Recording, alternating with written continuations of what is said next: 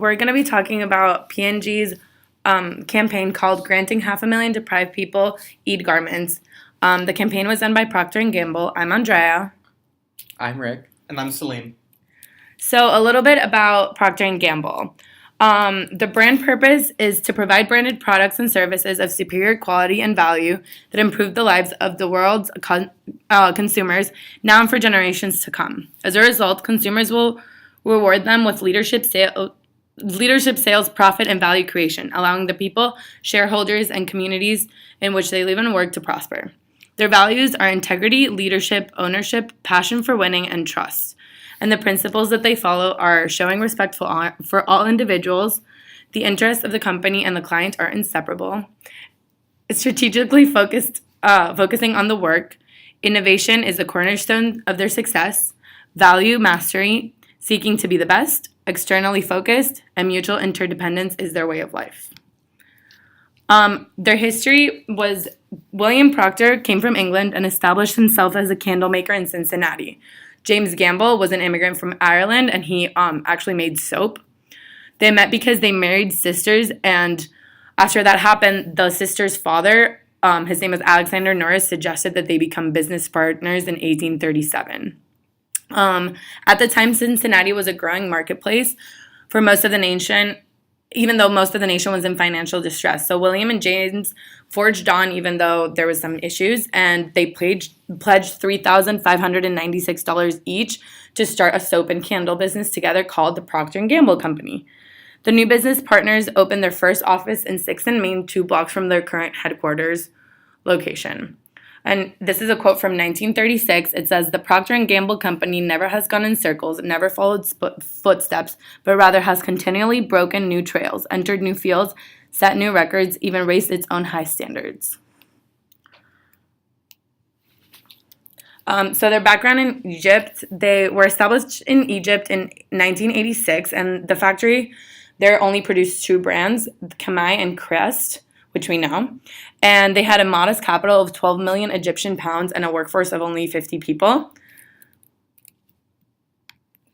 Manufacturing facilities grew to cover more than 100,000 square meters, taking the original investment of the current figure of 1.25 billion Egyptian pounds and placing the company among the country's leading foreign direct investors.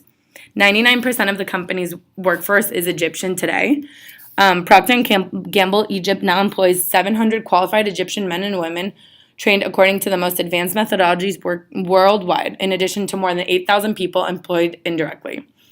Procter & Gamble Egypt is the country's biggest exporter of packaged goods. Every day, Procter & Gamble's brands enter 9 out of 10 homes in Egypt. Their mission in Egypt is touching lives, improving life for consumers all around Egypt. So, their SWOT analysis. Their strengths are that they have strong brand name recognition. They're a market leader in multiple product categories. They have strong international presence, and Procter & Gamble products can be found in 9 out of 10 Egyptian households, like we said before. Their weaknesses is that there is a lot of cultural differences between the company because it's American and its target publics in Egypt.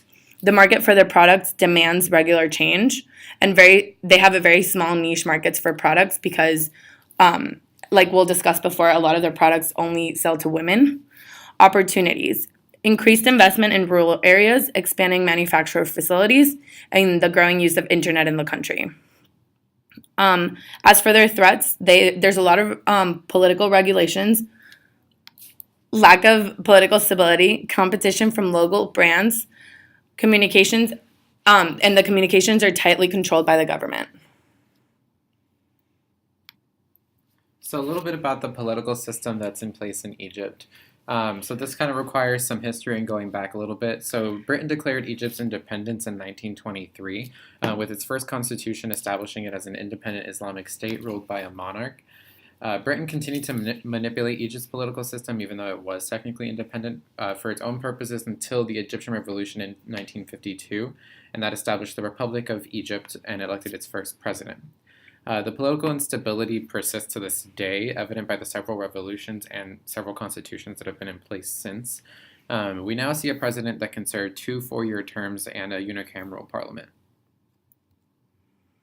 So on the Corruption Perception Index in 2017, Egypt got a 32, placing them as number 117 out of 180. So they are pretty corrupt. I mean, not the most corrupt ever, but they're up there. For their economic development, Egypt's economic freedom score is 53.4, and it makes their economy the 139th freest in the 2018 index. Their economic freedom status is mostly unfree, and their regional rank is 11 out of 14. So, with a score of 53.4, that means that they're under the regional average of 61.5 and the world average of 61.1. Their notable successes include tax policy and trade freedom. Their concerns include rule of law, fiscal health, and financial freedom. And overall score change since 2014 is only 0.5. Some quick facts about them. Their population is 90.2 million people. Their GDP is 1.1 trillion with a 4.3% growth in 2016. Their 5-year compound annual growth is 3.4%, with 12,554 per capita. Their unemployment rate is 12%, inflation is 10.2%, FTA inflow is 8.1 billion, and public debt is 97.1 of GDP.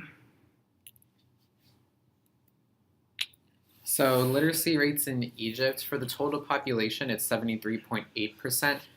We do see a little bit more discrepancies when we separate it by gender. For males, the literacy rate is 82.2%, while for females, it's 65.4%. So it's a pretty notable discrepancy to take note of between the two genders. So for Egypt's media system, Egypt is a dominant media player in the region, with its press being one of the most influential and its TV and film supplying much of the Arab-speaking world. The state regulates the media, running many of the TV and radio stations, websites, newspapers, and magazines. And there is a history of fierce loyalty to the president in place right now, and pushing out of pro-Islamist media from the country and from the region, and attempts at restricting the freedom of journalists and members of the media. The major media platforms that are really popular in Egypt, television is by far the most popular, with 2 national and 6 regional stations that are all run by the state. There are also a number of private networks. Satellite TV is growing in popularity in the area as well, with most Arab pay TV networks being present in Egypt's media production city in Cairo. And newspapers are also popular, with 20 daily newspapers circulating, and some run by the state and some privately published. On the Press Freedom Index, they have a score of 55.68, placing them at 161 out of 180. So for internet penetration, as you can see in the graphic, internet usage has been steadily increasing in Egypt over the years. In 2009, it's anticipated that usage is expected to exceed 50 million people. For media penetration, we can see that Egypt has one of the lowest comparatively as far as smartphone penetration specifically. And with social media platforms, it's most popular being Facebook and WhatsApp.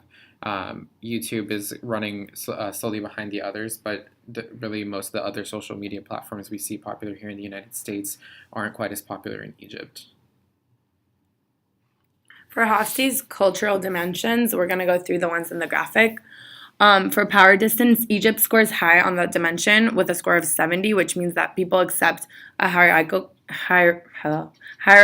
order in which everyone has a place and which needs no further justification. Individualism, they have a score of 25, which is considered a collectivistic society. The society fosters strong relationships where everyone takes responsibility for fellow members of their group. For masculinity, they have a 45 on this dimension and thus is considered a relatively feminine society.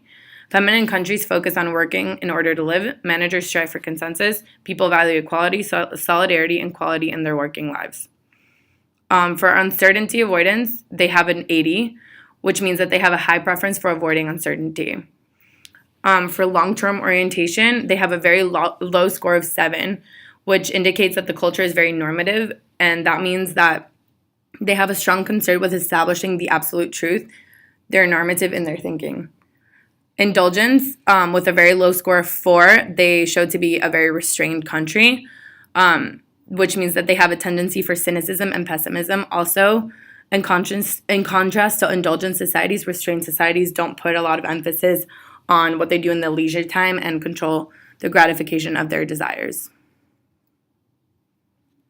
So, a little bit of background on the importance of Ramadan and Eid, which is the holiday that this campaign was centered around. So, Ramadan is Islam's holy month. It's a month long holiday where devout Muslims fast from dawn to dusk. It serves to remind people of those less fortunate than them and have them practice self restraint. They traditionally break the fast like the Prophet Muhammad did with water and dates at sunset. For Eid, it's the festival of breaking the fast, and it marks the end of Ramadan. People celebrate the holiday for 3 days, gathering on the morning of the first day for prayer. And an important marker of Eid is the clothes that people wear during the celebrations, hence the theme of this campaign. Cool. So just to give you a basic overview of the campaign. The principle is relatively basic. So pretty much for every pack of Tide White Musk customers purchased during the month of Ramadan, P&G donated a garment to a needy child in Egypt.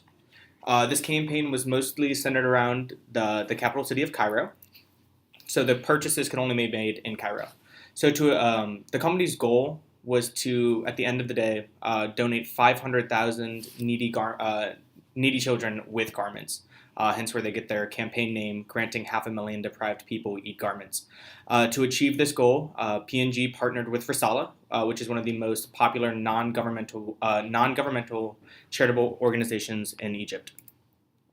So again, the objective of this campaign was pretty simple. They just wanted to donate 500,000 garments to needy children across Egypt.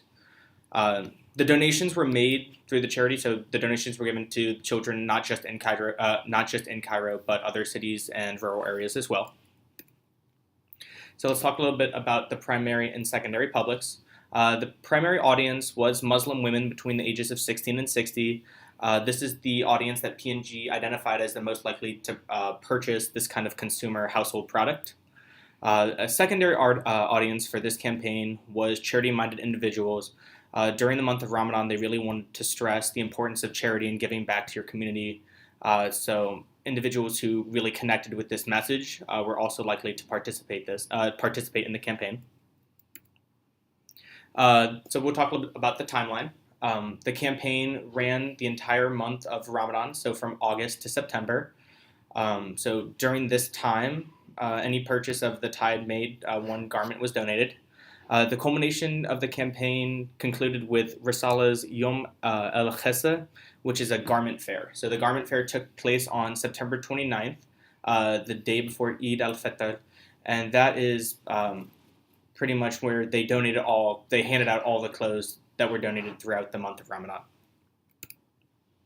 So we'll talk a little bit about the theme and key messages. The P&G's Tide campaign was designed to illuminate Islam's culture of community and service. The timing of the campaign was kind of meant to highlight all the aspects of giving and community and service. The main theme of the campaign is that each person has an opportunity to have a positive impact on the life of another person, and it doesn't have to be something tremendous. Just going out of your way to do something small like purchasing Tide could have a positive impact on the community.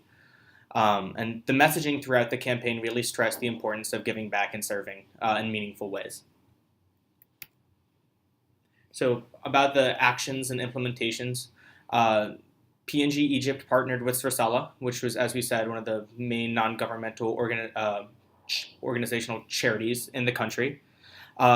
Unique to this campaign, though, also was the fact that they partnered with Egypt's Minister of Social Solidarity.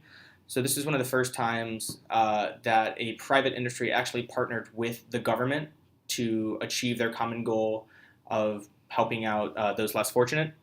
Additionally, P&G Egypt partnered with Hakim, who's in Egypt, he's a music and pop icon, kind of similar to one would say Kanye West or Katy Perry in the United States. So it was a very big deal to have an endorsement from a musician of his stature.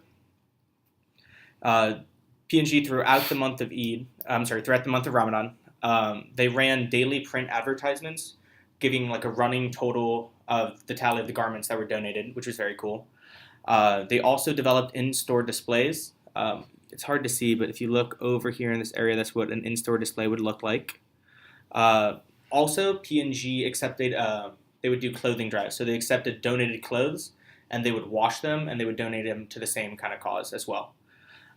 They also ran TV advertisements, print, and then they had some small events to collect donated clothes. But most of the advertisement was done on print. They also did a little bit through social media and online, but it was not as prevalent. So here are the campaign media channels. We talked a little bit about the daily print advertising. Because the campaign received an endorsement from Egypt's Minister of Social Solidarity, the campaign was also promoted through some of the government communications, and it was also promoted through Hakim at various events that he put on.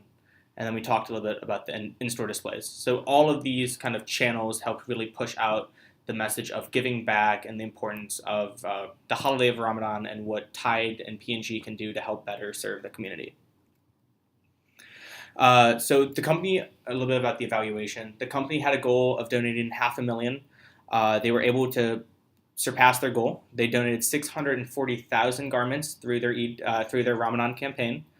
Additionally, the Tide's volume share of laundry detergent in Egypt went up 3 percentage points, and the trial use went up by 7%. So Procter & Gamble Egypt was able to both help the community and gain, new customers. So it was a win-win for them.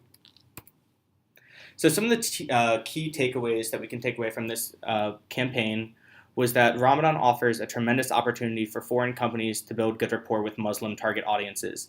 If done correctly, it's a very kind of a sensitive time. But if done correctly, it can really enhance the brand's image amongst Muslim target audiences by showing goodwill and really connecting with the community. This campaign also really highlighted the importance of relationships between private businesses like P&G and civil society organizations like Risala. The two in Egypt don't pair up together often, so this is one of the few times where we see a private organization and a kind of a charity, which is non-governmental, team up together to really impact and help out the community.